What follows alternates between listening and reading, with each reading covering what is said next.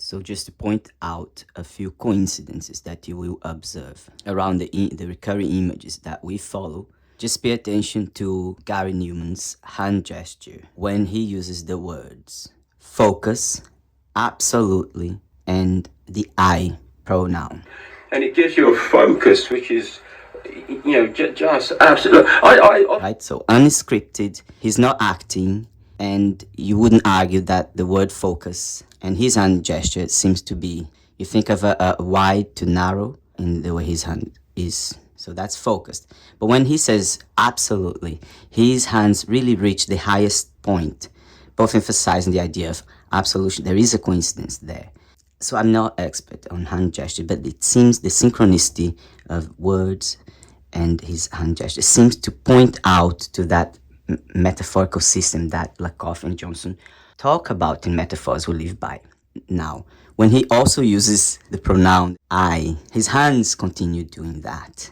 And then we could point out images, the obvious images like the pyramid, the eye, that we're talking about pervasive image and pervasive concepts that when you come to look more objectively, we'll find that these coincidences seem to tie in one place, which is the human mind, and that this is deliberately depicted in cinema. It doesn't give anyone the ownership of these portrayals. It's not tied specific to cinema, to a specific director. You will see those back in literature, back in philosophy. But it will always be a representation of the human mind and existence.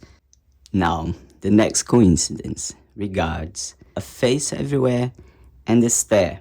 Coincidentally, maybe because of our biased perspective, you can see that is in his shirt, very pervasive, very easy to overlap and see these coincidences. But what happens is that he's going to use the word face, and he will emphasize that word with his hand gesture, which again exposes mostly of the eyes. And then you can see that's what we call the stare.